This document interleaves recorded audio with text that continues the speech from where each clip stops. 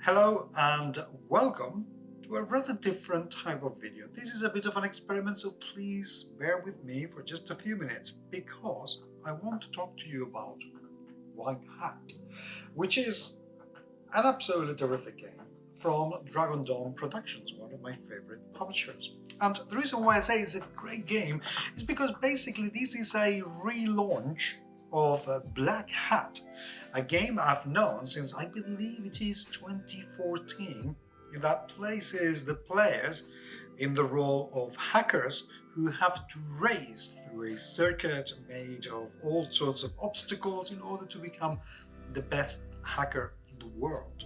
Now, I work in cybersecurity, so for me this is an absolute must. But is this going to do enough to justify backing this when it comes onto your crowdfunding platform very soon? Or if you didn't get to that point and watch this video in the future, to actually get your hands on it? Well, let me tell you about it.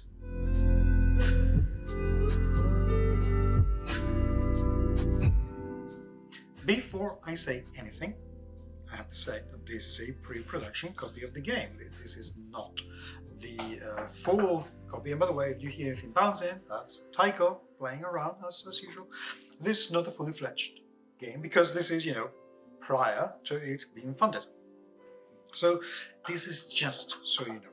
Right, components-wise, the game is going to be very simple, but packs an awful lot because it comes with a double-sided board, one for a simpler game than the other, which is quite good and interesting, just like the Black Hat did.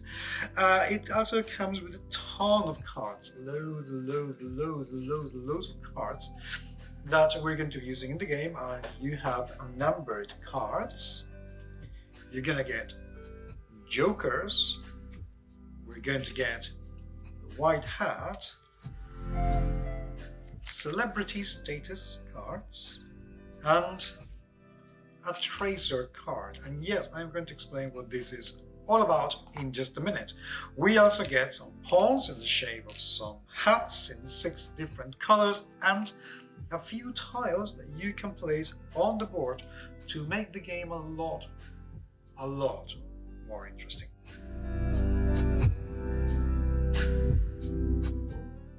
You get also some little cheats and tokens that you can use to score around the board. Of course, you also get a rulebook, which is, I have to say, beautifully laid out.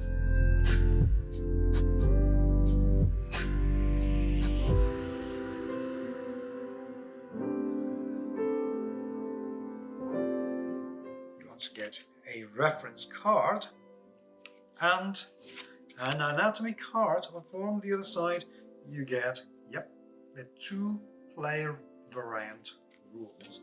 This game is for 1, yes, it comes with a solo mode, to 6 people, and it comes with specific rules for 2 players. This is something that Black Hat lacked a little bit. Black Hat is a game that shines with the more players it has around the table, and White Hat is no different.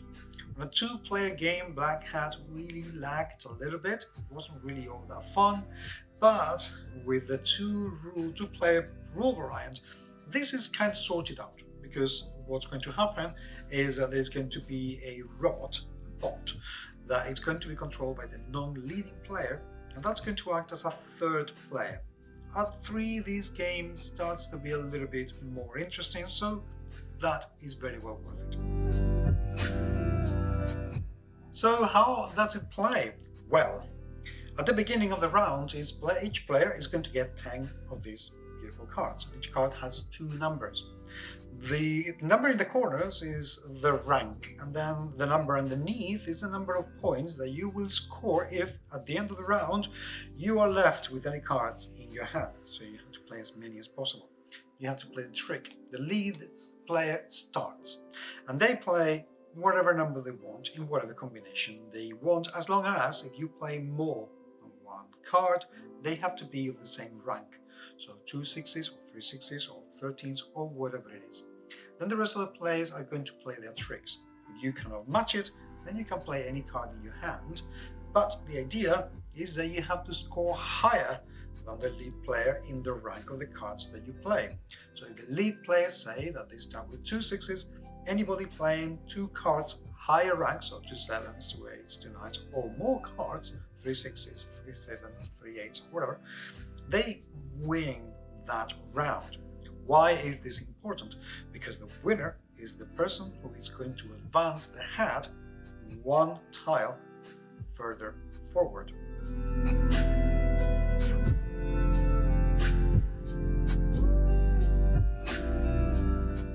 And this matters an awful lot because you are going to be the one to decide where you want to go and if you can jump over another player, because only 1 hat can be on each section of the board, so you can jump through. You can also decide that instead of moving your own hat, you can move the hat of another player that is sitting on a section with a negative value, that is, one that would subtract point, which is a pretty good thing in this game.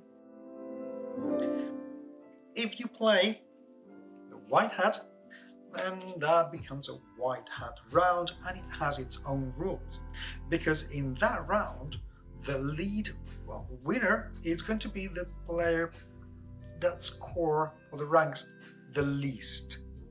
And this matters a lot because that player is going to have to take into their hand the white hat and any number of cards played by the lead that is not a joker. So for instance, if I decided to play 3 cards, say, with the white hat, and I am not the winner of that round, the winner of the round will have to take everything that's been played, or the white hat and 2 other cards that are not jokers.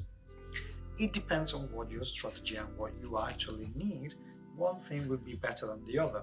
But if you play this and you have to take all the cards and it's coming close to finishing the whole round, then you can be in trouble because you will be scoring a ton of points. So this can be really, really mean and nasty. Now that I have my dog in here watching over my shoulder, variants. Firstly, there is a solo variant. Secondly, there is the, celebrity status variant. And this is a very interesting one because what's going to happen is that randomly you're going to draw, each player is going to draw one of these cards, which are numbered between 10 and 50. And the point is that you can only win if you score less than your celebrity status card. Scoring less than 10 can be very, very hard. So this adds a very interesting, dimension to the whole game, and I do like it. Variations. You might be wondering. Well, firstly, let's start with the fact that you get 2 different tiles. One which is a lot simpler than the other. As you can see, there's a massive difference between both sides of the board, which is pretty good. But also, there are some spaces that will allow you to add another tile on top of the board. And that matters an awful lot because these can change a ton how the game is being played. Because suddenly you can find something that is a lot easier or a lot more convenient for you, which is very good. So that is a very interesting thing to do, and it adds an awful lot of variation. You also have the FBI server, which is this card here. And what that card is going to do is that as soon as this little circle, comes down all the way here, it's going to become a bot that's going to pursue all the players relentlessly.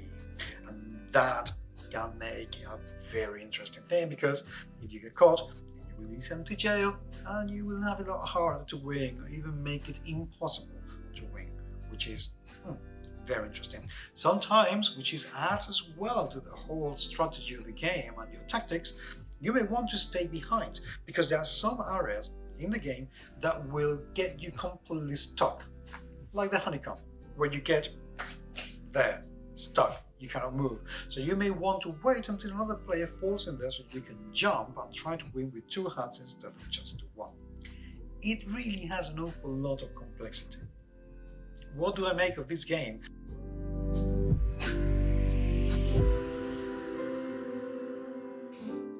I think this game offers a lot more than Black Hat did, mostly because it comes in a more reduced box, which is very good because it's simpler and easier to carry around, but also the solo and 2-player mode variants are actually very good and offer a new lease of life to this game that, well, it wasn't played solo before, like, at all.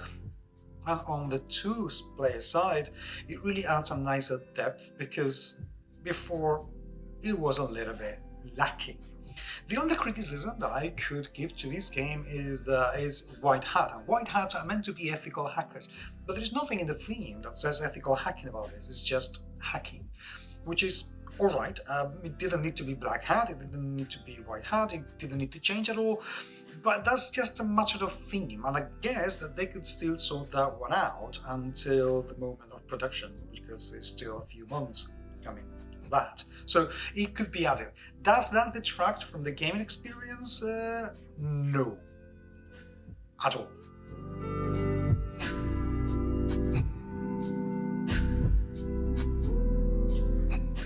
You know, if that's the only criticism I have, I think you can be safe that this is a very, very good game. I have enjoyed it a lot. I have played Black Hat tons of time. I've played White Hat and loved it just the same, because it's pretty much the same game. And I can wholeheartedly recommend it. It is tremendous fun, and the mix of both trick-taking and racing, yeah, totally up for that. I hope you will enjoy it.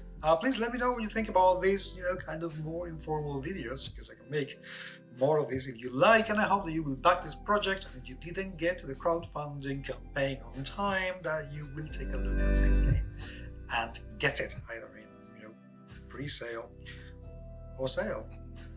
I hope you enjoy it. I'll talk to you very soon.